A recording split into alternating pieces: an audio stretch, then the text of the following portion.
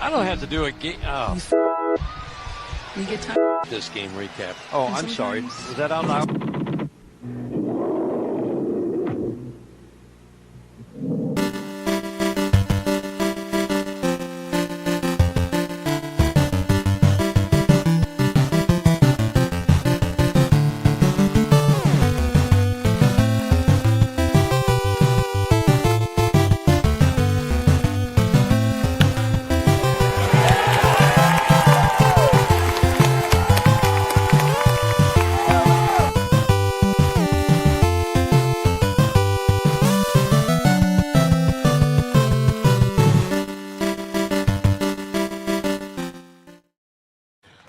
Hello, everybody. Welcome to another episode of the Tigers Minor League Report podcast presented by FanDuel. I am Rogelio Castillo. Alongside me is Brandon Day. Chris Brown should be along with us shortly.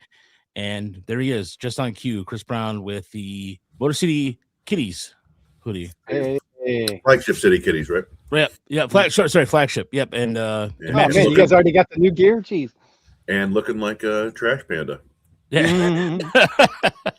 I'm surprised you guys aren't jet lagged into oblivion. Didn't you just get back last night? Yeah, we are. Go ahead, I got home at 1:45 last night. All right. I took a nap though. From like 5 to 6:30 or so. So I feel a little bit better. But yeah. Same thing. As soon as I got home, I took a nap because I was dragging at work. It was one of those things where it was funny. The president of the company was visiting. I had no idea, and I was sitting there like this.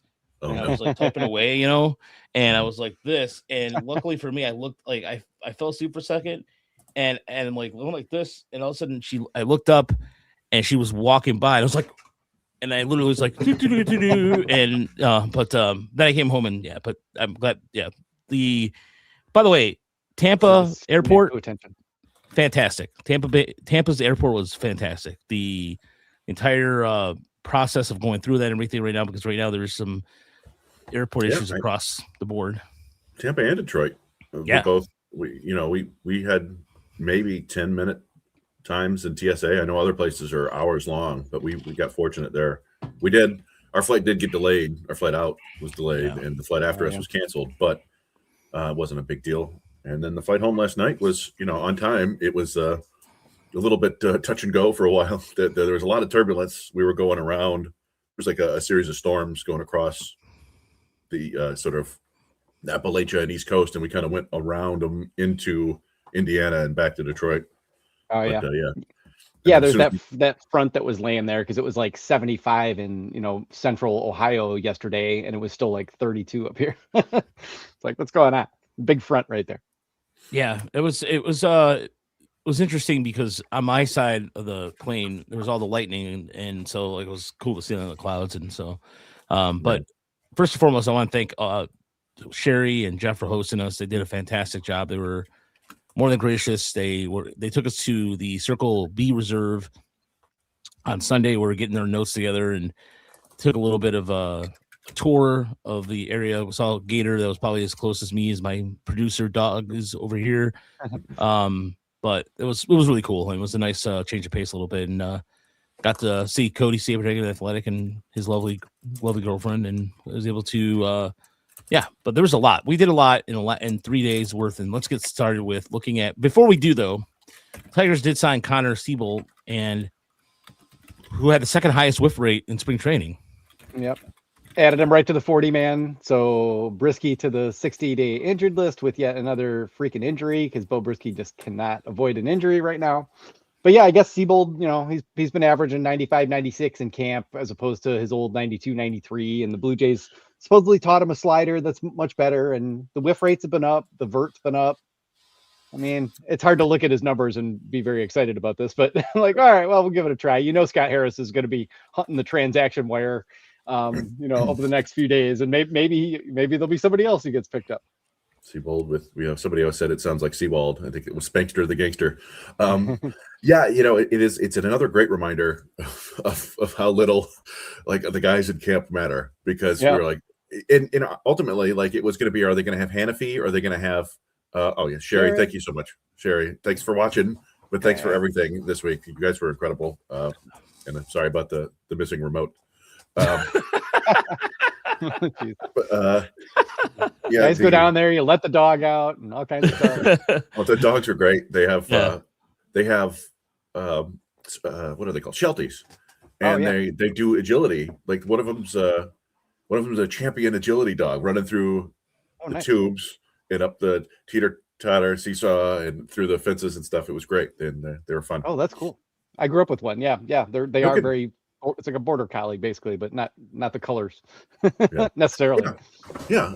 But yeah. So like we were looking at, the final right-handed reliever in the bullpen. Is it going to be Hannafy? I was projecting Birch Smith, but ultimately what you got is Seabold is just somebody else's Birch Smith, and they like his stuff and his potential more. So he's on the roster right now, which it's surprising, but a good reminder. Yeah, like just don't even bother. Don't bother, because we'll find out at the very end of spring training.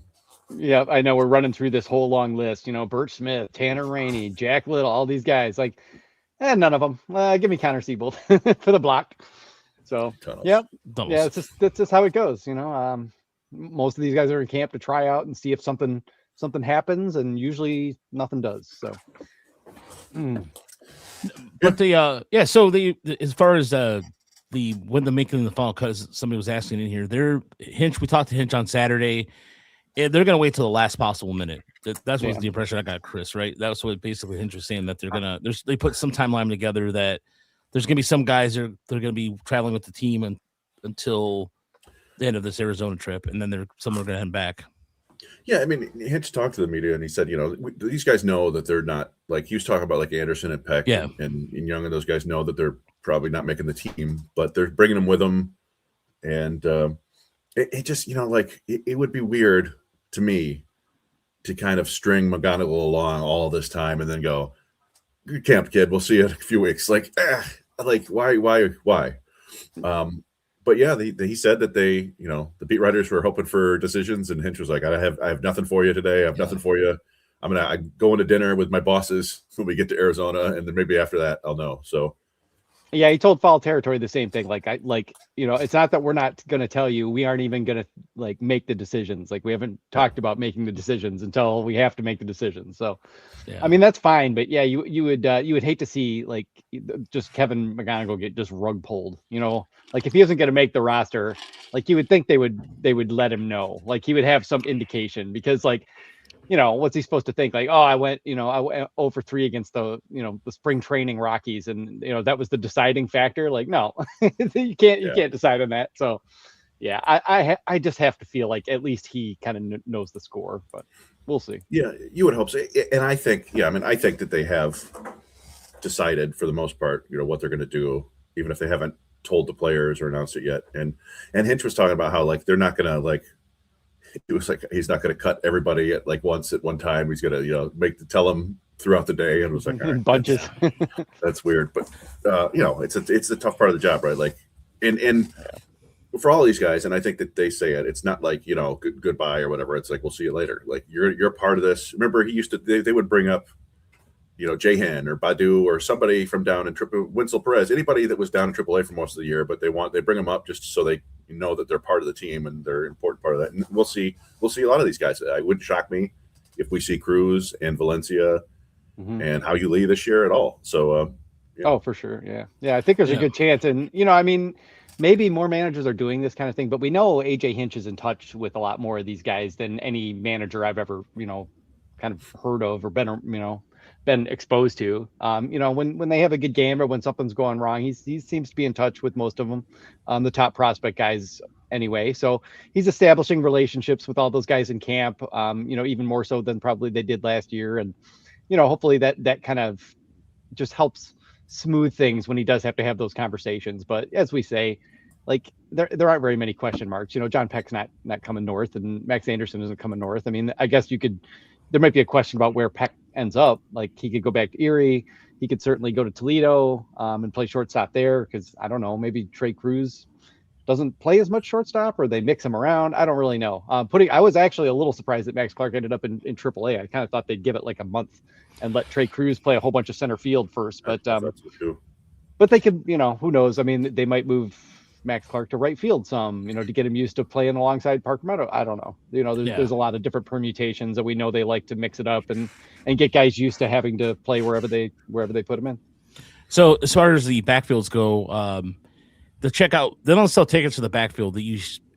There's some games that open the public, some are not. So for us, we were lucky enough to be able to get access to that, and we were able to see how Lee play on Saturday, where he Friday he took batting practice but did not play the field. Yeah, he did drills, and he didn't play in the game, but he was there. And then Saturday he played the simulation game. Or it's a simulation game only because I say that. Go ahead, Chris. Well, yeah, they're games, but they're not.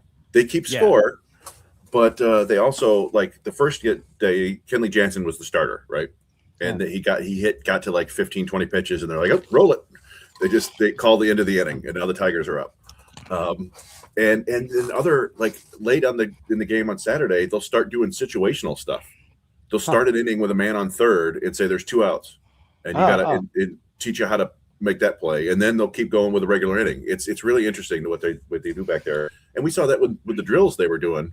They had it was a fun thing. They were doing infield, and they had a buzzer, and they were telling the guys to complete the play by beat the buzzer. I don't know if it's a March Madness theme or whatever, but so they had them just making regular throws to first, and then different kinds of double plays and trying to beat the buzzer. And it was fun. It was a little competitive action for sort of dreary drills, but a lot of cool stuff back there for sure. If you're into this sort of thing like we are. Yeah. And what I loved about that too was it was like, and then like and the sense of urgency was great. But they were getting into it a little bit, and it was gorgeous weather Saturday and Friday and Saturday. But yeah, pretty much as Deadly Ninja BC, the rules points don't matter essentially, but what they're doing is just working on the fundamentals, and not to mention too, you saw this with Brent Herter started Saturday, and so he got his work in. Looked like he got his what would have been his normal day, and then he got the hell out of there to make way for some of the pitchers we haven't seen. Now Saturday was different. Now Friday was different because Friday the high A and single A team was in Dunedin, and the other backfields were pretty much empty. Saturday, on the other hand, the Tigers were playing. They had the big game, or excuse me, the main game was on field 3, and then field 2 was like batting practice, and the guys were throwing, and then the one behind us was, I think, field 1 was also the same thing. Yeah. There was live BP going on. I posted all the videos of that I have. It's on the YouTube page now, and some of them are pretty short. Sorry, it's the way it goes. But like Reg was saying, the AA AAA game, there wasn't much going on. We got Kenley Jansen, then we got who else? We get Connor Pilkington and Tanner Rainey and somebody else. Yeah. Oh, Brian Salmon's pitched for like 4 or 3rd. Yeah. So it was, it was guys we've seen before, and not really any prospects other than like Javier Osorio was the DH that game. And then we got Murdy and LeFew later in the game. And those guys just both struck out, very quickly. Yeah. And it was kind of, that is the one thing. We don't have a whole lot to report from actual hitters during the backfield games because they didn't do much. But yeah, what Roger was talking about. So we were after Herter pitched, and then we think it was Jack Little. We didn't know sure it was number 35, and we kept asking players near us. I asked I think Preston Howie and Paul Wilson. Yeah. Paul Wilson, and neither of them knew who he was. So I'm like, all right, so this is not one of the guys that's hanging out with these dudes. But then, camp invite, yeah. Then Lucas Ellisalt pitched, and he's one of the guys we really wanted to see. So we were excited about that, and so I went down and I was recording while Raj had the gun, keeping track. I don't know if you still have your pad there for the numbers you got, but there you go. You want to tell people what his velocity was like and so forth? Yeah. So let me go back to the other side here. So his velocity, he was holding at. Oh, sorry, that's my other notebook. I have like all these notebooks. We have. Okay, here we go. His curveball spin was at 2707. Mm-hmm. As far as his velocity goes, he was at 90. Let's see here. Okay, so everybody knows, like, I have it here. 87, 86, 94, 95, 93, 87, 93, 94, 85. So it looked like and then I put down his increase in velocity curve. I can't even read my handwriting. Had high spin command he had issues with trying to command the so what it looked like he was also working on sequencing and trying to command his pitches essentially in early in command in accounts. And so he was throwing the curveball and it looked like was that change he throws too? Yeah, then the change is like 1100 RPM. It was like he really kills the spin on that. And I mean that harder pitch I think is a cutter or slider, that like the 87 one, because his curveball is like 77, 79, 80 now.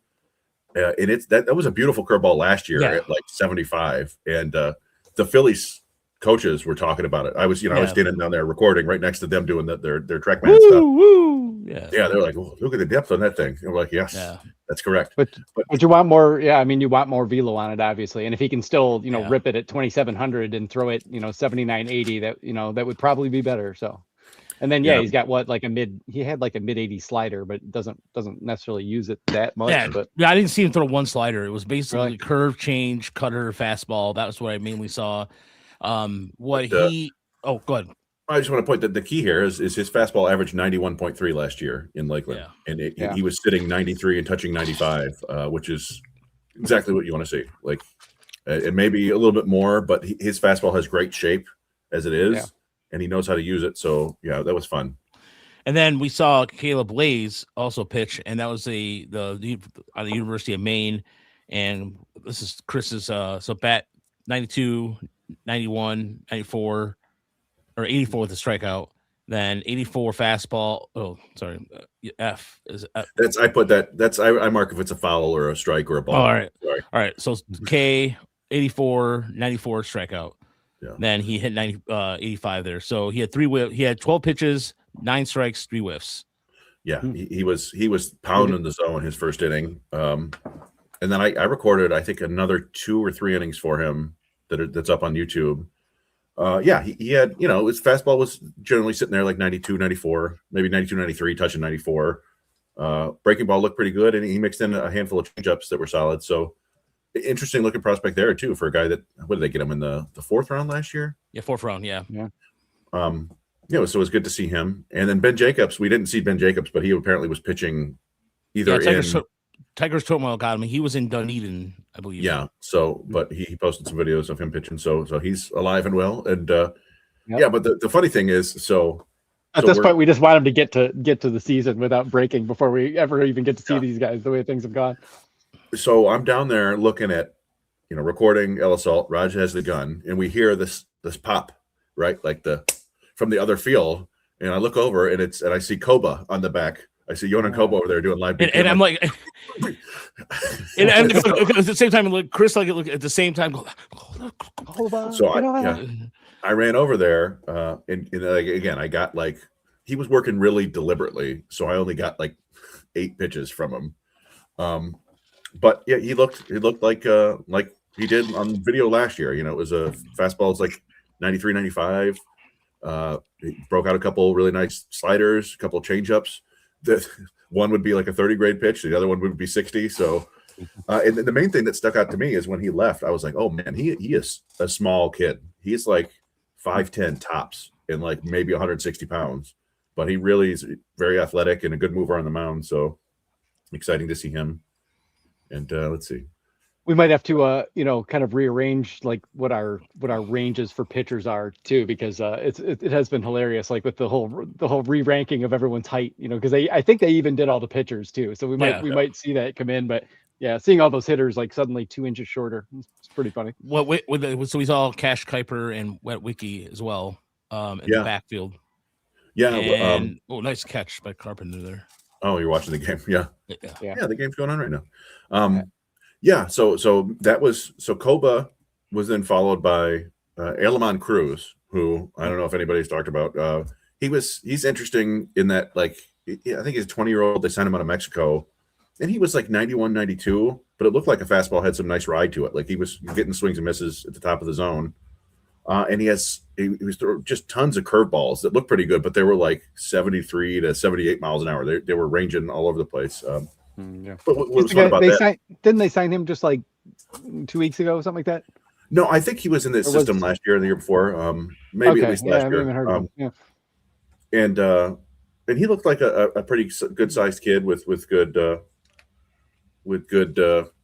mechanics. And but it was fun because those two guys, Koba and Cruz, were pitching to Jude Warwick and Michael Oliveto and Woody Hedin and Jack Penny. So you got a little bit of, you're watching the guys hit and the guys catch and the guys pitch. And then, but meanwhile, so Ellis Salt's pitching in the one field. You got Koba and Cruz there. And then over on the other one, it's Cash Kuiper and Cale Witwiska, who is a guy that I really wanted to watch too, pitching to Isaac Pacheco, Raj Shaw pitched to Yost. I didn't see Yost, but yeah. I got Pacheco, I got Chris Rodriguez, and I got Bryce Rainer. So it's like you're scrambling. Yeah. We could have used like two more bodies, everything.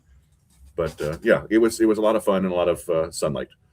Yes, and that was the other thing too. Like, so it was if I would have went by myself, it would, like if either one of us went by ourselves, because originally I was going to cover the game in Lakeland or in the main field, but I was like, yeah, you know what? I mean, screw it. Like I can always watch a regular season game anytime, and not to mention I got pretty much the narrative of what I wanted to write about anyway.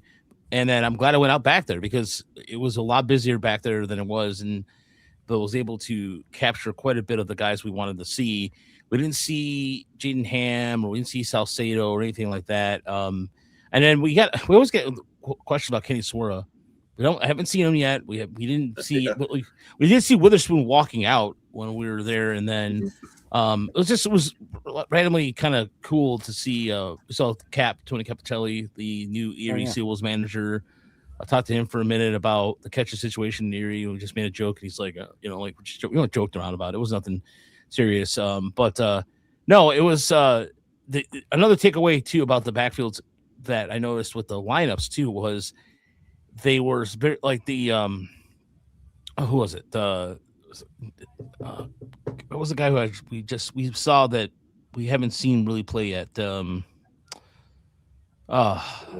Ankeny. Bo Ankeny, thank you. Bo Ankeny we saw. We didn't really, and then the Australian kid, Chris. That was the other thing I wanted to say. By the way, we just for the mention, for the record, we know that Lynn wrote about this, but we actually saw it. There's a big difference to that. I'm just saying. Yeah. Well, so yeah, so I recorded Lay's pitching, and after Lay's, it was Alistair Tanner, the Australian kid who they signed a couple of years ago, and I think he had Tommy John early last year or maybe late that season. So yeah, he pitched the final few innings of the game, and they actually went into extra innings, I was like, come on, guys. But they want to get everybody their work. But yeah, he was sitting 93, 94, and it's like a 25-50 RPM fastball. I was surprised. The only problem was he kept spiking it in the dirt, like not even spiking it. It was just like heading straight down, kept bouncing in the dirt. But when he wasn't doing that, he was getting swings and misses with it, and he has a pretty good mid-80s slider. So he was an interesting arm for sure. He may have thrown a changeup or two, but I was kind of an offset angle, and my gun was like I was like holding the phone here and the gun down here, and it was just a little bit awkward. But yeah, he was another like interesting looking player that we saw. It's kind of, I know of him. I wasn't necessarily expecting anything, but we saw a little bit of that, and some of the hitters too. We saw. Garrett Pennington, we saw in both games. He played first in both games, and we saw that first game was Malgeri in the outfield with Cal Stevenson and Corey Julks. But Saturday was a little bit more interesting that we saw, Patrick Lee was out there, but we also had Jose Dixon and Ronald Ramirez and Osorio again. Christian Perez, I didn't know he came stateside. He got a couple at bats and swung and missed like 6 times. Kendrick Hernandez played. He looked interesting. Guillermo Batista was there. A lot of sort of international players that I didn't know were coming north or not. So that was fun to see. Yeah, especially when Bennett Lee's pretty much was established that Bennett Lee is going to probably be the catcher, probably more likely Erie, it looks like. But he got a lot of reps, and then there was Clayton Campbell. Clayton Campbell, and then he'll be at West Michigan probably. Yeah, I think possibly. It's tough to figure out all those moving pieces. We saw Etienne Espinal several times walking around. I don't know if Gabriel Rosado, like they have, in addition to the 4 fields where three different people are doing stuff, there's also an area where pitchers are throwing bullpens, and so there's more catchers over there doing their thing, and guys are just working. Yeah, just bringing in catchers from whatever junior college in the area. Come on in, we need guys in the backfield. So yeah, Reynel Delgado was catching Lays and Tanner, And then the live BPs with Wiska and Kuiper, it was Steven Madero, who he was kind of a young catcher that people were excited about, but barely played at all last year, just because of injury. But so yeah, it was. There's a lot of like, I feel like Doug the dog from Up. I was like squirrel, like every direction. I gotta look at that guy. And then there's just the general kind of interestingness of being back there and seeing all the players, seeing who's interacting with who, and meeting a couple of the parents. We met some of the parents. That was fun. Yeah. Yeah, you're trying to like focus on some things and not just be like, like, oh my God, what's over there? What's over? It's like, and that's exactly what's happening. Trying to balance all that is tough. Yeah. Especially because one of the things that we did, it was when we were approaching it Friday, security approached us. They're like, yeah, there's supposed to be no media back here. And they're like, hold on, let me radio us in. Yeah, there's Striker minor reports here. Who? And so, she says it. And so, hang on a second. So about maybe a minute goes by. Yeah, we're like kind of like looking nervously around. And they're like, oh yeah, they're fine. So, yeah, that's nice. Yeah, that's a good feeling. Yeah. And the next day I was walking in with a guy. He just was kind of looking around cautiously. He didn't know what to do, and it said like, official people only. It's like, oh, I better not go in. And I'm like, well, are you a family? He's like, yeah, my son's Joe Campagna. Oh. I was like, oh yeah, they let family in, and the person's like, yeah, family's allowed to come back here. So he was wandering around doing his thing, and I talked to him a bunch. He was a really interesting guy and fun. Like, Joe Campagna is the indie league guy that they signed, who plays a little infield, but he was catching. He catches too, so he was catching for them. And yeah, just lots of interesting stories there. His sister is a singer she's got a couple songs with like 1 million+ streams on Spotify, and she won an Oscar for scoring a documentary. I was like, oh wow, this is fascinating. Oh yeah, that's fascinating. And then Kale Wiska's parents were there. They were sitting watching him pitch, and I talked to them for a minute. She's a middle school teacher, and it's nice meeting these people, right? Because these are, for the most part, these are just normal kids, right? They're not like their dad wasn't a big leaguer or whatever. They just kind of happen to have special skills, and the parents are always, they're still parents. They're worried about them. They don't want to embarrass them. It's kind of funny, but they're also trying to figure out like why did they do what they do with them, and all that kind of stuff. Yeah, not everybody's like locked in on all that. That's for sure. No. Huh, that's cool. Yeah. What a great name. Yeah, that's such a great name. Friday we Friday we left a little early around the 6th inning to get to Bradenton because Florida traffic is Chris and I discovered there's no rhyme or reason why things come to a slowdown. We literally have no idea, because in Michigan you can go, okay, there's a blown tire here or whatever the case is, accident, blah blah blah, and what have you.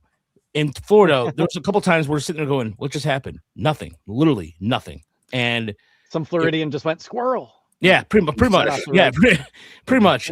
So we got there just in the nick of time to sat down. We talked to Jordan Yost and Michael Oliveto, and I got to ask him about the origin story about the bat that I'm going to put in on our Patreon. I forgot to put that in there today, but essentially he went 5. I think was it 3 for 12 with that bat, or 5 for 12 or something with that bat. I think he said I thought it was like 8 for 11 or something like that. He said a lot of hits in that bat until he broke it. Was that Oliveto?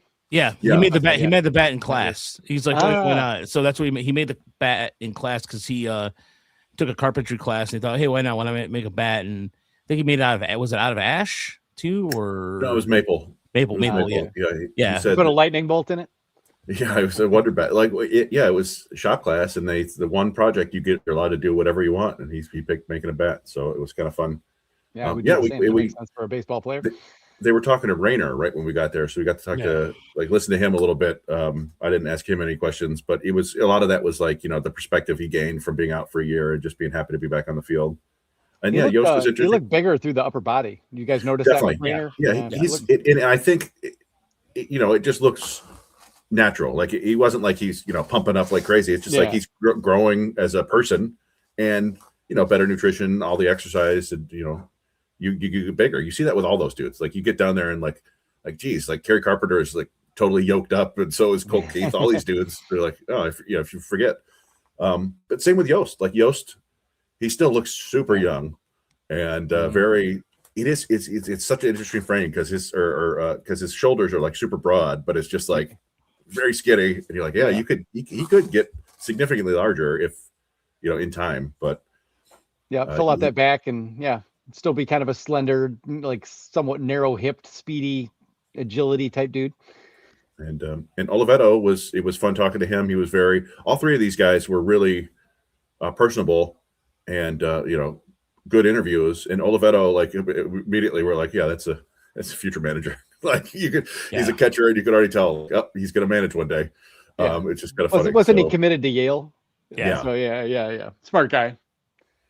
And I think I asked Yost about the players that he was like excited to play with, or people he thought were really good, and he mentioned Woody Hadid, and I was like, well, I didn't expect that. Well, the Lyle Lockhart Jr., the lefty, they called him. And mostly, I was like, I think maybe because he and Hadid are built the same. Yeah, that's true. So anyway. But getting on to the game, Marco Jimenez had a strong first inning, struck out Connor Griffin on 3 pitches, was hitting 98, 99. Of course, he wasn't doing Seth Fernandez numbers, but it's okay. The command was really there. Thought he did a good job of starting things off for the Tigers. And he is even Dan Dickerson. I saw Dan Dickerson on Saturday, and he asked about him, like, how did he do on Friday? And we gave him an update on that. His cutter looked really good. He was pounding the strike zone. Yeah, I think that's kind of the game changer there is that cutter slider is really sharp late break now. It's like 87, 88, and nobody touched it. And then you come back, and he was throwing mostly four-seamers. I usually think he's a sinker baller, but he was throwing mostly four-seamers, upper 90s. And like you said, 12 pitches, 9 strikes, something like that, 5 swings and misses. Just, I mean, he's 26, and facing some younger guys, but he did that all last year too, and that was the thing. Like, right when you kind of give up on him because he's 25, and he throws hard, but the breaking ball is kind of short and never really, kind of a short strider, like doesn't have like an explosive fastball shape. But then, last year he just pounded the zone all year and was really the anchor for West Michigan. So and there's still a shot for him when you throw that hard and can throw strikes and have a breaking ball. You're definitely more interesting. So whoever asked about that in there, I mean, we're all paying attention. I mean, he's got to prove he can keep this up and do it with runners on base and all that business, probably at Erie. Yeah, and that's where you could see him this year. Yeah, I think also because he's not a starter anymore. So that helps him now that he has one central role. Stone Joker 48 says, is there a public list for players being stateside from the ESL? No, not yet. They won't be anything till probably next week, after the Tigers maybe finalize their roster, maybe. Yeah, I mean, they eventually show all the rosters there, but I don't know if they, because those guys will be in the Florida Complex League, and I don't know if they'll throw all those on there or not. They probably will, but you might see a couple things change, and that was, just talking with some of the players down there. I chatted up Zach Swanson briefly, and I asked him if he was throwing again. He said, yeah, he's been doing bullpens for about 2 weeks. And I was like, okay. So I think the FCL season starts in mid-May, early May now. I don't remember exactly where it starts. So I was like, all right, he's probably he may be ready to start throwing some games down there when they get going. So, I mean, the best we could do was just kind of spot the guys who had their names on the back of their jerseys. A lot of baseball players kind of look alike. Yeah, like we did saw Michael Massey walking around, and he was walking around. I was like, is that Troy Melton? And you're like, no, that's Michael Massey. I'm like, they kind of look the same to me, but I don't know why. I'm just glad to hear Zach Swanson is throwing and things are going along, and Michael Massey's out all year. So he's on the 60 day. 60 day. I think Garrett Burhan. I think they put him on the 60 day, but it sounds like he had Tommy John surgery, unfortunately. So. Okay. That's a tough one there. And of course, Erie, like all the other levels other than AAA, don't start until April 3rd. So they won't prioritize releasing all the other rosters. Yeah, probably until we get close to that. So Jake, I've seen this though. They've seen where they put players in the FCL roster and end up not being on there. So I always kind of wait to the last minute because sometimes they happen with Toledo. It's happened with Erie, where we think it's the set roster and they end up just changing it for whatever reason. Yeah, and when you're in major, I'm like Jake Miller got reassigned to AAA Toledo, but it doesn't mean he's going to necessarily go right out there. So we'll probably see Jake Miller in Lakeland pitching a rehab before we see him in Erie or Toledo. Yeah, so it's sometimes those things are just like placeholders, but I mean we did our best to try to spy everybody we could, but I'm sure there'll be a few that sneak through the radar. And you've seen like actually, some of the transaction logs have shown us some people who like Gregory Amaranti and Brunel Anderson have been assigned to the FCL Tigers. Again, who knows if that's real or not, but we've seen it. Yeah. So. Yeah, but overall, I think the biggest impression that we got too was the amount of work they've done from 2 years ago. I mean, I haven't been there since 2 or 3 years, and it's night and day. The facility is really looking sharp. They have this awning where they have like a little mini field when you first walk in, then there's the bullpens right there. So it's expanding ever so, and then you see them building the dorm too as well. Oh, yeah. Are they already living in there? Are a lot of the players already in there, or is it still under construction? Still under construction. Okay, yeah. One of the newer facade is so. But yeah, it was like I said, it was just a lot to take on. But getting back to the spring breakout game, then we saw Hayden Minton come in and he got rocked a little bit. His first inning was fine. Yeah. It was the Velo was up a little bit too, I thought. Yeah, it was. He hit 95 or 96 at one point, I think. Mm-hmm. The third inning was the inning from hell for the Tigers. It just was a disaster. But the second inning was kind of the disaster inning for the Pirates. The Tigers were up 4-0. And that was, the one thing that stuck out to us just from the game overall, comparing the Pirates to the Tigers, is how much velo the Pirates had. Yeah. Every single guy they brought out of the bullpen, except for Jeter Martinez, was throwing 97 plus. And some of them it was like not just that, it was also like a nasty curveball, or like that 19-year-old. I was looking it up. He's got like 23 inches of IVB to go along with 97, 99. And it was like last year he had like, what was it? 20 walks in 6 innings or something like that. Oh yeah. Was it Navarro? You talking about Navarro? Yeah, Navarro. Yeah, But then he comes out, he's just pounding the strike zone. He struck out Max Clark, I think. Oliveto, battled him to a standstill and then hit the ball hard, which was really, interesting to see from a left on left perspective. Yeah. But and then you got what's his name? Dilber. Yeah. What's his name? Are you talking about Wilbur Dotel? Wilbur Dotel, yeah, finally. Yeah. Okay. And then Brandon Bidois was their final pitcher, and just Christian Curtis was the one with the nasty curveball that was unfair. Oh, that curveball was sick.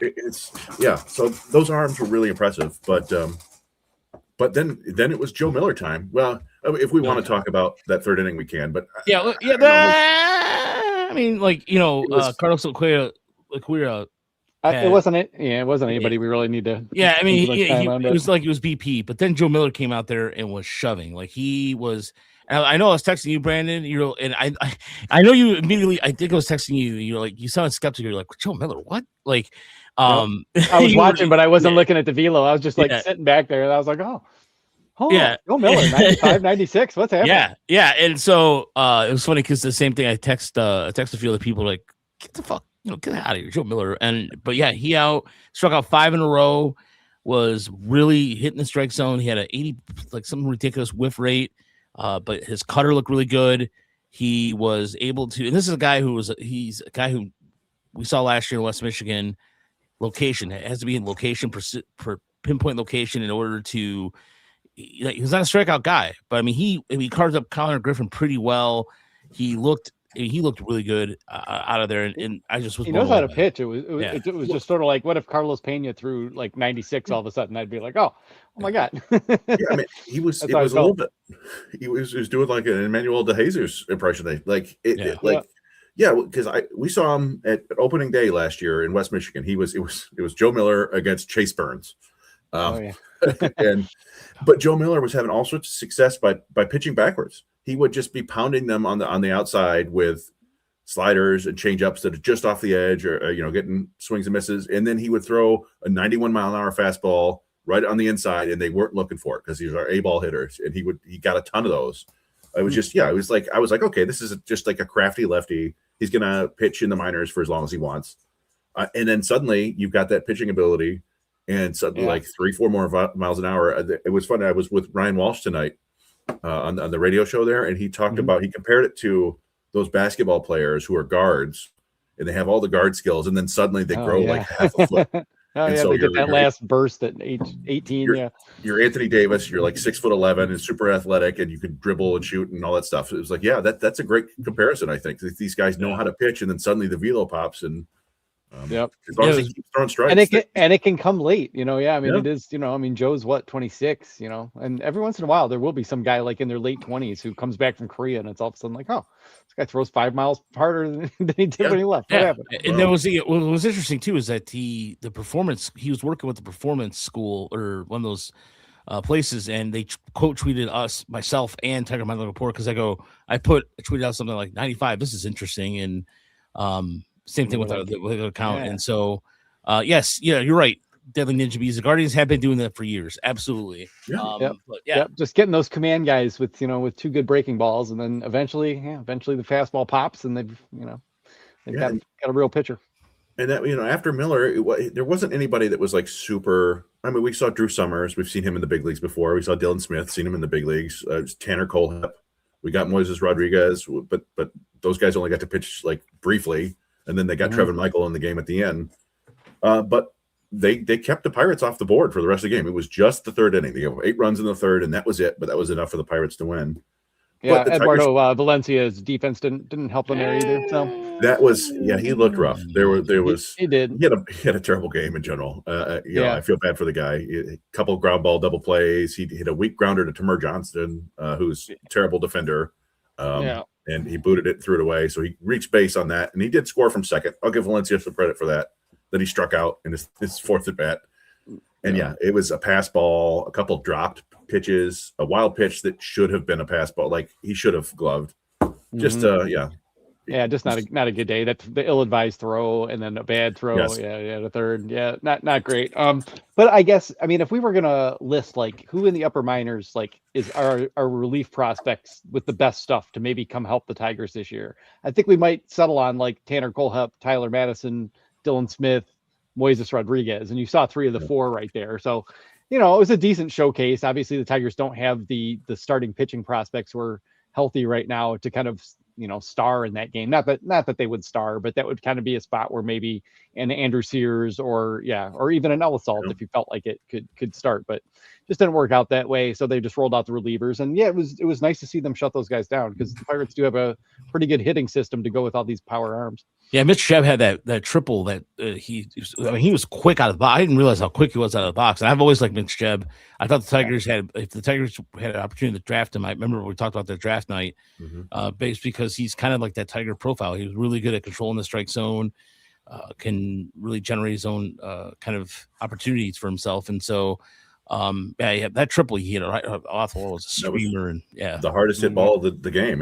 He hit that harder than Tony Blanco's moonshot grand slam, and it was right after I had been saying like, he's a really good hitter. He doesn't ever strike out, but he has no power. And then, bam! Yeah. It was funny, right? And it was funny as Blanco was getting up the plate. He's like, he's gonna crush this, isn't he? That's what Chris said. Chris goes, he's gonna if he gets a hold of one, he's gonna crush this thing. That's how it goes. Yeah. Well, and that was unfortunate because Lecarica had walked, came in with the bases loaded. Never a great spot for anybody. And who knows, when you're in a prospect game like this, you might not have had the proper time to warm up, right? Like they might be like, "Uh-oh, get up, somebody get up." So he walked the first guy, and then I think he fell behind Blanco. I don't know if he did or not, but it was like you can't throw a mistake pitch over the middle to this dude because he's literally one of the strongest players in all of professional baseball. He's one of the few guys who's put up a 120 exit velocity.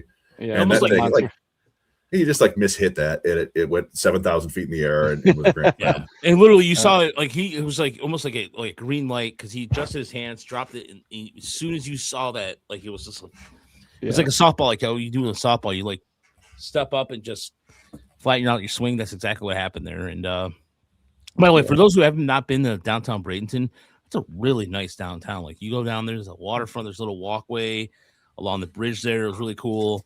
The Pirates facilities, the gentleman who ran the booth there, forgive me, I don't remember his name. They did a really good job there as well. But yeah, the whole buzz there was so funny. We saw JJ Cooper, Jonathan Mayo, like all these who's of people, and it was funny because JJ just sat down. It's like, oh, how cool is this? And then it was like that kind of thing. Yeah, I mean, it is worth mentioning that like you know, Seth Hernandez was probably the star of the day, right? Like just from a prospect perspective, it comes out and it is firing 102 immediately, and then folds in a pretty diabolical changeup, and then that is a nasty changeup, and then drops a breaking ball on poor Jack Penny. It's like that was the first one he threw. I think it was like, oh no, It's like, boy, keep that kid healthy because that's a special arm. And that was, that's what like the national guys are coming to see. They want to see Seth Hernandez versus Max Clark and Bryce Rayner. And that was the other thing I took away from it is the Tigers really do have a lot of guys who have great plate discipline now. Like they will swing at balls in the zone and maybe not hit them properly, but they were staying in the zone, and they were like, Brett Callahan had some wild swings and misses. Then you look up at the end of the day and he's got 3 walks and a sac fly and a hit. Yeah. It was like, they're not chasing for the most part. Yeah. We saw like Chris Rodriguez chased, I think on the first pitch he saw it demolished his bat. It was probably a foot inside. He was super eager to hit.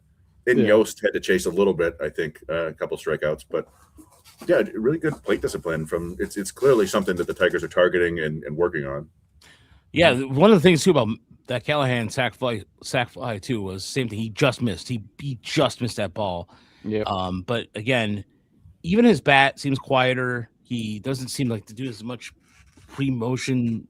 He's a lot more quieter at the plate. And so I'm really pulling for Callahan too, because I think he's a guy that if he can get away from the sliders and just kind of when he makes contact, he makes really good hard contact. It's going to go somewhere. Hard. Yeah, he swings so hard. I won't say he's gotten as far as Peck, but like there's just that thing when you look at Peck like mid-season last year versus Peck this spring, and it's hard to tell exactly what it is. He's a little bit bigger, but he just looks way more comfortable. Like his takes are really comfortable this spring. When he hits something, he hits it hard, and Callahan has kind of looked a little bit less so, but similar in terms of progress over the offseason, I thought. By the way, seen him light up a couple balls in the spring too, for sure. Is it just me, by the way, or is Harris sitting with Ryan Garco in the top right corner? Oh, I don't have the game on. I don't want to get too distracted. Yeah, I haven't been watching very much. It's been just a glimpse. Yeah, I don't know if you guys. I can't put it on because Torres just knocked in Parker. Yeah. Yeah. No, I can't put it on because I don't want to get in trouble for copyright because we get flagged. But I'll watch afterward. But I mean, I'm sure they hang out all the time. So yeah, probably the whole gang is probably out in Arizona right now getting ready for the. But they're sitting in the behind the dugout. They're sitting in the seats. So that's what I thought was interesting because they're playing in a one of the. It's a talking stick, right? It's one of the one of the Arizona Fall League stadiums that they get used. So there might not be like suites and boxes there. I'm not sure. Maybe that's the next step is to get out to the AFL at some point. Yeah, the Rockies manager does look like Andrew Graham though. Cool. Oh, does he? Yeah. They put the wrap up for all the Rockies advertisements to make this a home game, or the overlays. Yeah. That's kind of funny. I didn't realize they even had it was either like a home or an away game since we're in Arizona. That part's weird to me, but I'm glad they're playing at night because it's been crazy hot there. Not that it was cold in Lakeland or anything like that, but it's a different level when it's 110 in Phoenix. But yeah, the other thing, so. We got to see a couple of nice plate appearances from Rayner. Clark, he had the walk, and then after that, didn't do much for the rest of the game other than that the crazy collision with Termarr Johnson again. And Clark actually came up to talk to us when we were in the backfields, and I asked him like, "What the hell was Termarr Johnson doing?" He's like, "Dude, I don't know." And so we're like, "Yeah, okay, as long as you don't know either." And then it was fun to see. We get to see some of the guys come in the game later. So Oliveto came in for Rayner. And we talked about the one plate appearance earlier where he worked it full and hit the ball hard. He did that again the second time he got up, which is like you see it. You see it with him for sure. Now they didn't let him catch. We did see him catching in the backfield, but like bullpens and live BP and stuff, but not in a game. And he's right out of high school, and didn't necessarily face like great high school competition on Long Island. The first couple guys he saw were the nastiest pitchers he's ever seen, and got the barrel on both of them, on the ground, but that's fine. Held his own, he held his own, absolutely. and it was a pretty looking BP. And yeah, I apparently I keep I think Stan reached out to me because I keep saying he's from upstate New York, and he was saying no, he's from Long Island, and then he mentioned something about how He's from Long Island because of the Gulf Stream, the growing season in Long Island is the same as like down south. I'm like, well, you learn something new every day. Like, I had no idea. Yeah. But yeah, then we got to see some more of our like interesting favorites get in the game later. Rucker got in the game. Jude Warwick got an RBI hit. Jackson Strong got a hit to keep the game alive. Who else got in there? Anybody I'm forgetting? I think that was it. I'm trying to think of anybody else. Hayden got in there too. Yeah. And that was one of the really cool things too. And Raj had just gone up to finish his, go write his game story, and a guy came down to me and he said, "Hey, Chris," and I said, "Yeah," and he said, "Tom Warwick, nice to meet you." And it was Jude's dad, and he was super nice. And cool. One of the cool things about this is it's like they came in like they're like he was like, "We really appreciate everything you guys do." And I'd be lying if I said we do it for the parents, but it's certainly a nice perk that they get to see their kids. And they like that we talk about them because, like I said earlier, these are mostly normal people, right? So they might not know everything about what makes a prospect interesting or what their son might be doing in pro ball. So what people might be thinking about them, to see their highlight clips posted and kind of popularized a little bit, all that stuff's gotta be nice. Because I mean, how stressful is it to like have your kid be a pro athlete? Like, you just lose your mind. Having them play in anything, like it's still just watching Little League, right? It's just you're watching it with bigger, stronger, more powerful people, and you want to see them do well, and that was great. It was Warwick had a nice little RBI poke the other way. I was like, that's cool to see. Yeah. And like I said, he was super nice, and it was nice to meet him. And we encourage parents to come up and talk to us, unless. You said something bad about your children, in which case you still, I guess you could come say something bad about my children. By the way, Jake put in our Discord that Garrett Burhan got Tommy John surgery for his Instagram, so it's unfortunate for him. Yeah, he appeared once and the velocity was way down. And I was like, oh boy, and I didn't think anything of it outside of just because his velocity was down a little bit last year. And and it happens in the spring too. Like sometimes you just see like a couple outings where a guy doesn't have it. I noticed like Ronaldo Lopez was on my fantasy team and like had like 2 outings where he was like 89. Everybody was like, oh my god. Yeah. And he was like, no, I was just mechanical and I was working on something. And next time he was out, he's like 94, 95 again. And you're like, okay, as long as you guys know what you're doing. But we know whenever you see a big dip like that, it's pretty scary. So it's too bad for Garrett. So getting a chance to talk to Hinch after the game too about McGonigle and making a quick adjustments and essentially how much his defensive game got better during the offseason too was just how coachable and adaptable he is. And so, but again, Hinch was about to board a plane. He wasn't going to give away any of that either.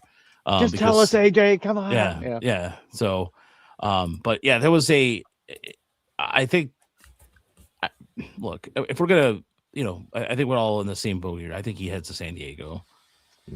I do as well. I do. Yeah. I think the starting lineup. It'd be the lineup tough medicine if he didn't. Like I'm gonna be like, all right, fine. But I mean, if things don't work out, like just qualify him for the PPI. And if for some reason he really struggles and they're just spamming him breaking balls and he's not doing much for a couple weeks or a month, you can send him back down for a couple weeks. It's not the end of the world. You can game his service time later if you want to. But it's hard medicine to do that right now. I think the way he's looked this spring and the way he's done everything extra that everyone asked him to do, like improve a lot defensively. He's been way better.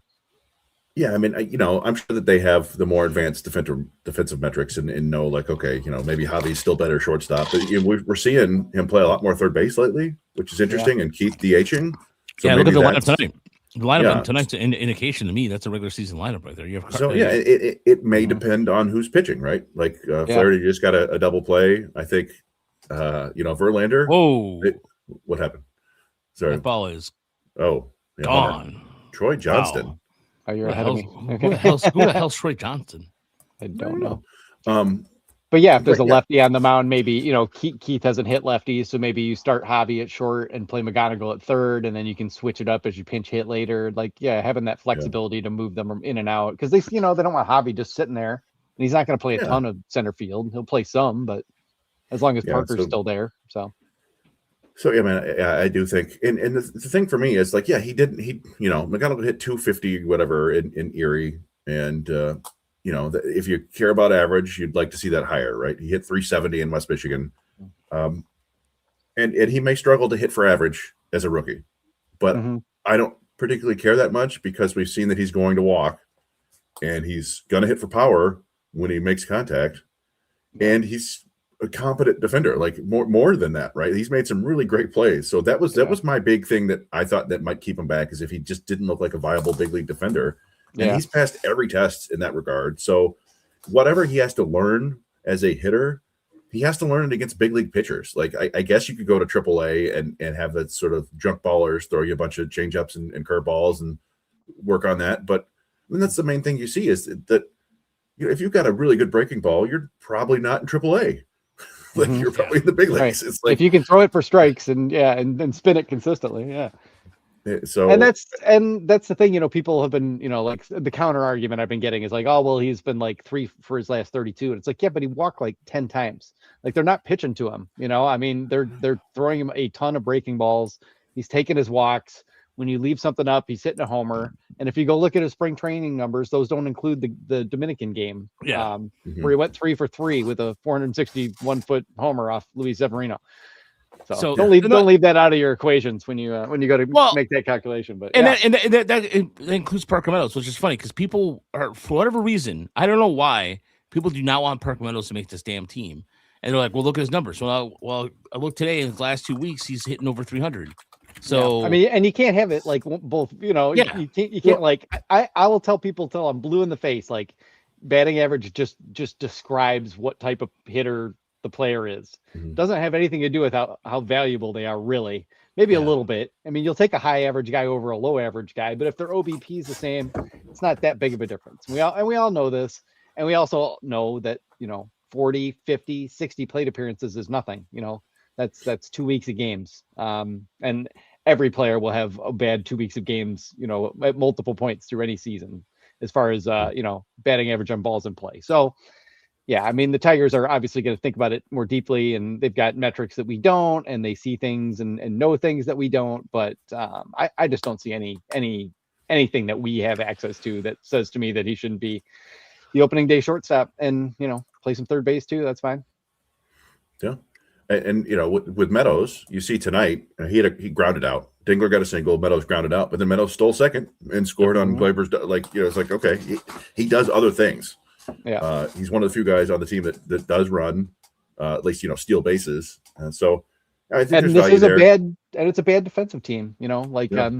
That's another thing. People will be mad about Parker Meadows, but then they'll also be mad that there's nobody on this team who's a plus defender anywhere, and it's like, well, he is. I mean, he is. The metrics show that he is a plus defender there, and so you gotta you gotta balance that out. You're not necessarily just going to put your 9 best hitters in the lineup every day. You've got fly ball pitchers in the starting rotation. You might want Parker Meadows out there for that. And if you look at Parker Meadows' whole track record, he's got like 650 plate appearances of regular season baseball, and he's like a 94 WRC plus. So, he's almost a league average hitter, and he's a plus defender, and that's probably a 2 to 3 WAR player. If you ran him out there pretty much full time. So, you have to take the longer view and not overreact to things in the spring. And we probably all three of us keep telling people that, and everybody who watches a lot of spring training and watches baseball intently knows that, but it's just something you have to keep reminding people, like don't overreact to these little things that you see. Part of the problem is that there's only so much you could talk about in spring. Like there's still the games, and these are the only stats we have, and so spring training is disappointing. It just is. Well, I mean, that's the thing. Glad we had the WBC to break it up this year. You can go to Fangraphs and sort the Tigers qualified hitters in spring training by WRC plus, and number 1 is Kevin McGonigle, even with hitting just 250, because he's got a 21% walk rate and he's got a 250 ISO. And if he performed in the regular season like he did this spring and play shortstop, he's like a 6-win player. He's rookie of the year and he's running away with it. So I'm not expecting that, but right. I think that I think he makes the team better. That's the bottom line, right? Like he's going to make the Tigers better. So bring him. Yeah, he's the type of hitter we needed last year in the postseason. He's the type of hitter we always talk about needing, more of a contact guy. You want to describe him as a left-handed Alex Bregman, something like that. That's pretty much what he looks like. So maybe a little more juice too, actually, but we'll see. I mean, as far as like, if you talk about like looking at these, his odds for Rookie of the Year according to FanDuel, the NL, as far as like how's that look right now? I think it's him and Murakami, yeah, right? Or like yeah, 1-2 for Rookie of the Year. Yeah. And Murakami can't get the White Sox a PPI pick, so it would be nice if they would disencumber those two things. Like 25-year and older Japanese players who sign a major league contract should not be rookies. But we'll leave that for another day. Well, I feel the same way. Like I feel like Okamoto from Toronto might have a really good season, but it's like if McGonigle's close, I just don't like. You give it to the 21-year-old, or you give it to the 29-year-old. Right. Come on. And then Savage, I think, was the betting favorite, but he's starting the season on the IL, I believe. And you've got a couple other pitchers, but it's always like with pitchers, it's tough to bet that they're going to be Rookie of the Year because, this time last year, we're like, Jackson Jobe could be Rookie of the Year. Well, he got hurt, and he wasn't pitching like a Rookie of the Year anyway, but it's hard to know. So, and then you got Carter Jensen, who people will see a lot of this year with the Royals, really good hitting catcher. Good behind the plate. Maybe the guy who could finally actually dethrone Sal Perez after like three other hot catching prospects have failed. But Carter Jensen looks like the dude, I think. So he'll come competition. Something I wonder about, and I know I keep making these like poly market jokes and stuff, but I do wonder if there isn't like an element of like restricting information more and more because they just don't want to get entangled, with anything like that. Like, because they're going to affect the betting, like if it leaks out that, Kevin McGonigle's on the opening day roster, his Rookie of the Year odds will probably increase, all those sorts of things. If it leaks that somebody's injured, that can change all that stuff. It's an unfortunate element of life that we're starting to have to deal with where everything is like mobbed up basically is what it feels like a little bit. Guys getting threatened over, information that's being reported about events that they're betting on. Oh yeah. No. And that was teams do not want anything to do with any of this, Oh no. Especially when you see the card collecting people who are like literally lining up and they're out there trying to figure out like if he's going to make the team or not, because then it affects the value of the cards out there. So that's a whole nother angle. Yeah, that's another thing. Yeah, I learned about that. A good buddy of the show, Tim, kind of gave us the insight about that a little bit and how much that affects that. And so it's like like derivatives markets on baseball is what this all is. It's like the baseball is just the stocks, stocks and bonds, like rock solid stuff, and then everything else is like betting on the movement. Yeah, you can bet on that stuff on any of those FanDuel.com. Sports get this one? Did he? No. What's that? Oh. Sorry. This is why I just should turn this off because I keep glancing down and seeing things happen. McGonigle's up right now, so. All right, I'll watch that. Torque just flew out. That's all. Yeah. I'm probably a little bit behind.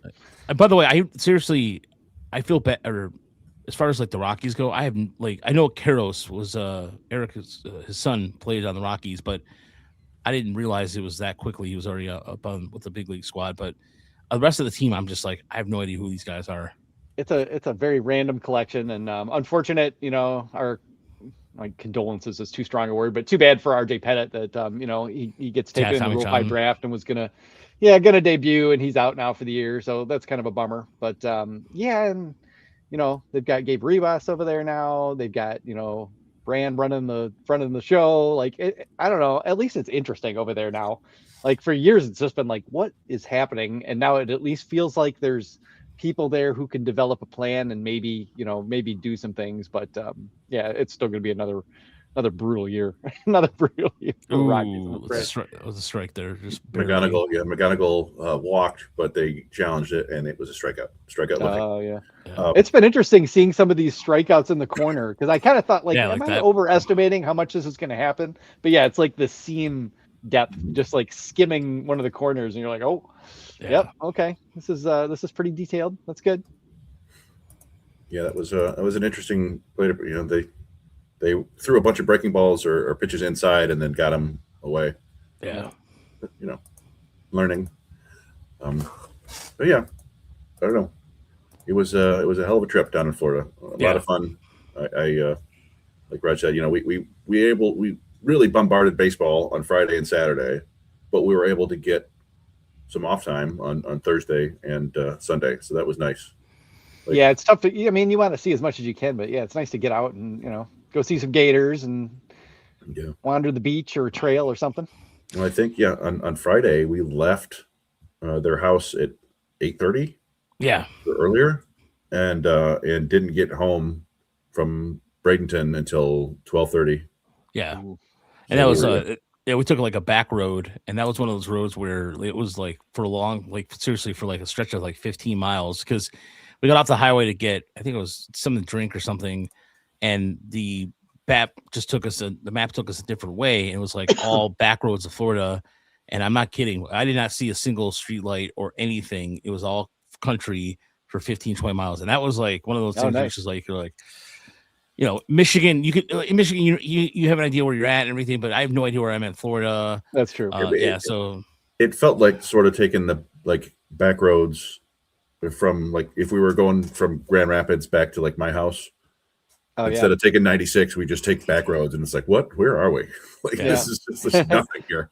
Yeah, good way to put it. So, kind of veer south, through Marshall and Irish Hills and stuff. There's pretty much, it was like Irish Hills. Yeah, there's some fun routes down there. Yeah, that's exactly what it was. Like I've been through Irish Hills through it, like the Clinton right there, the Tecumseh, at driving through at twilight, like 1 o'clock in the morning, and you just it's so quiet. You're like, this is I don't like it. I have driven hundreds of thousands of miles on Michigan's back roads, like all the way to Houghton and back, and I mean, you can get yourself in some weird spots, but I've also had some amazing experiences as well. Yeah, same here. So regular season starts on Thursday, and as far as like what's going on content wise, check out what's going on at blessyboys.com. I'm sure there's a season preview coming up that I just did a preview on the AL Central. I'm going on the Twins right now. We just did on luckily we did not hit a gator. Yeah, you're right, Sherry. How many Burmese pythons did you see? Did you run across the Yoink Man? Because that's who I heard about. We saw a lot of birds that were kind of exotic and new to me, but apparently a lot of them are fairly common down there. But it was a lot of turtles when we were on that nature walk. A lot of cool stuff. It was the cormorants down there. I'm always like, what are those birds? Because they're not up here. It's like tern, heron. Yeah. There's like the seabirds that or the marsh birds that you're used to seeing, but down there the cormorants are fascinating. It's like, what's that weird goose duck hybrid? We saw an osprey. A crane walking the road. I asked him about Ken McGonigle. The crane didn't know what was going on. The sandhill crane, and then sandhills get around. I didn't know. We learned this. Fun things you learn that Lakeland is known for its swans. They have swans, and there were black swans there. I've never seen one in real life, cool. And they were apparently descendants of swans they got from Queen Elizabeth II in like 1953, 1957. Like, so even more haughty than swans usually are. It's like the big feature of Lakeland. So they are cool birds. Yeah, there's a lot of signs that say "Do not mess with the birds." I mean, they're everywhere. Oh yeah. So that's pretty cool.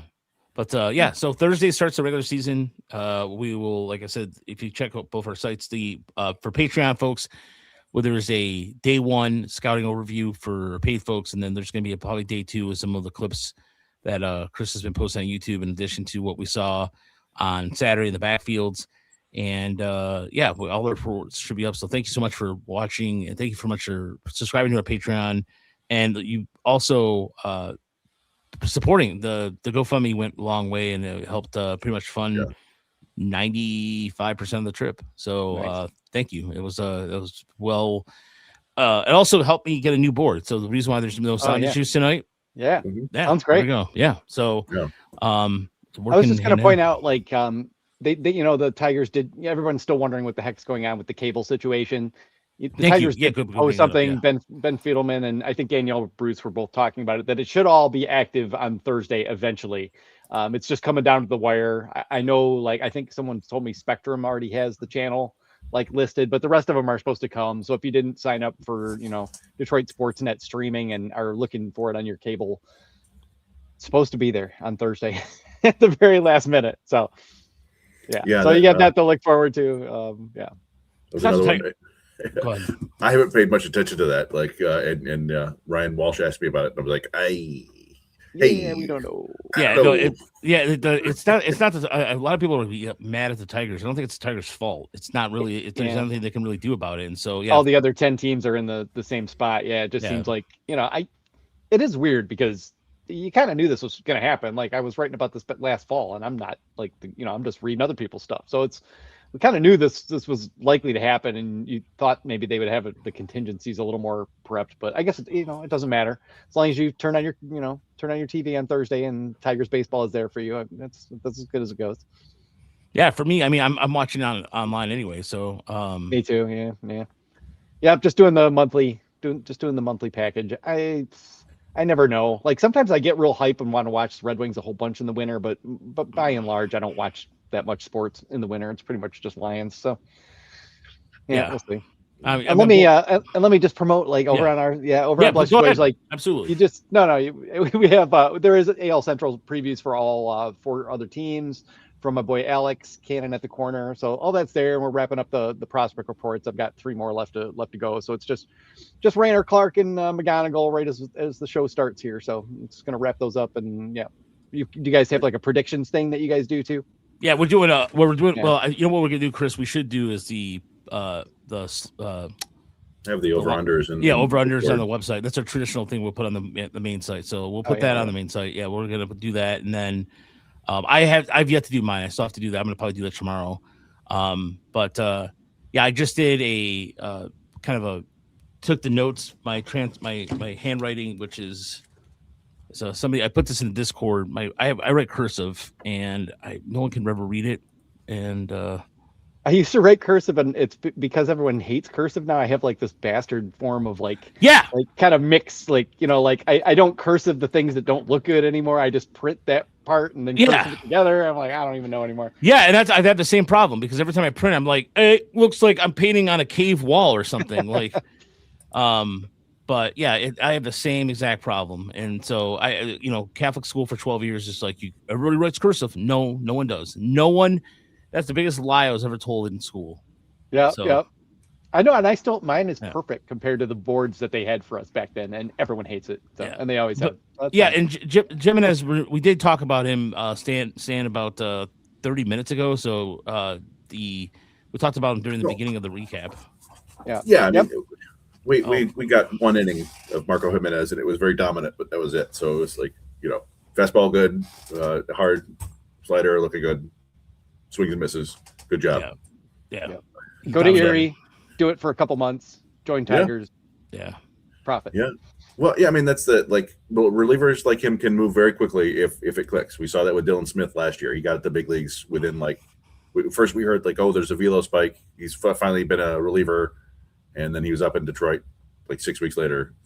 So we'll see. Yeah. Sorry, I got distracted by this news story about a quadruple amputee who was a professional cornhole player who's charged with murder. Yeah, I saw that earlier. Yeah, that was. What is going on? Yeah. First of all, there's a lot of questions here. Number one, how does somebody with no arms and legs play cornhole? Number two, how does he shoot somebody? Does he have? Maybe he has. I don't know. I got to read about it. Sorry. That's okay. It's okay. That's awesome. That's shout out to that guy. But that seems tough. I'll have to look at how he does this. No, but the Rockies just scored on a double or on a triple there by Karros, as now they're up 4-2 over the Tigers in the bottom of the 4th. There was a home run earlier by a gentleman by T.J. Rumfield. Yeah, T.J. Rumfield with a blast. It was 109 off the bat. And looked like off a hanging slider, I believe this was. Yeah, Jack and Casey both finishing camp looking a little sloppy here still, but we'll see. Yeah, hopefully they lock it in. He didn't look great in his final start either, but it's like, do these guys really care about these outings? Like, obviously you'd like them to look better, but spring training is so long. Yeah, they're just sort of like, all right, let's get this party started. Yeah, get your pitches in. Like, how much adrenaline do you actually have when it doesn't matter at all? Are you really trying to locate your pitches? Like, I don't know. Oh yeah. Oh, if people do want to know want something interesting and are thinking about pitching and learning more about how they develop pitchers, go look at that Tread Athletics. It's like a 20-minute video breakdown on how they basically helped Will Vest turn into Will Vest, when he was like a 93, 94 mile per hour guy that no one cared about to where he is today. They really walk you through like the mechanics, all the adjustments. It's pretty good. And, if you're interested in that sort of thing, following tread, following driveline is great for that. Pitching Ninja has a new book all about the pitching revolution too. So, you can look at all those things and continue to learn, because it's just an ever growing crop of people figuring out evil ways to make pitchers better. Yeah, there's a pitching. Well, I don't have it up here anymore. No, I have my. There's a book that I got that was have some coaches, some college coaches, explaining how to pitch, and that really helped me in terms of understanding sliders better. Yeah, books are valuable. Books are good. Books are good, folks. Yeah, and that's a good call. I did see that video on Twitter. I started watching it a little bit earlier on Twitter. Or it was the Twitter. Interesting how one of the cool pickups is that like he used to tilt, and that was like really like killing his ability to sync up and max out his velocity, and it was leading to inconsistency. So a lot of it was keeping there and sort of like and letting his weight like stay back in as he moved back. He would still stay on that side rather than like swaying a little bit, or that separation move where guys like start to reach up too much. He was doing a little bit of that, and they managed to clean that up, and that's kind of all it really took to get him back down the mound a lot better. And, getting that extension that he's become really well known for, plus the velo and the the plane to the top of the plate. One of the nice things about Ellisalt too, way down the mound, throwing from a lower release point than he would otherwise. And that gives you that flat angle to the top, even if you don't, have Justin Verlander spin properties. So, yep. Fascinating subject. Pitching science. Yeah. He only threw changeup in his zone 16.3 of the time last year. He generated a 44.8 chase rate and 38.5% miss rate in 2025. Yeah. Yeah. Damn. That's how you do it. No, we heard some of the pitchers in the backfields just discussing their mechanics and stuff, and one of them was talking about like he couldn't quite get his heel and toe placement right. I'm like, geez, you're getting really granular here. But yeah, it's like it all matters. Yep. Building from the big toe all the way. Muted. You're muted. Oh, it's Roger muted. Yeah, I don't know if he purposely muted himself. Oh, no, I did not purposely mute myself. There we go. All right. All right. Well, thanks so much for watching. Thanks so much for listening. We'll see you later on this week. Like I said, check out everything over at BustyBoys.com, TigersMLReport.com, our Patreon, our YouTube. Check out all the videos. Again, thank you for the donations. If you want to continue to donate, that goes a long way. That just helps us with everything we do. But yeah, just go. There's so much baseball content out there, and we got really granular with our stuff. So we really appreciate the feedback and some of the requests we got for video. And keep it classy, everybody. Have a good. Yeah. So no, we have not seen the knuckleballer throw. All right. Sorry, folks. Have a good night.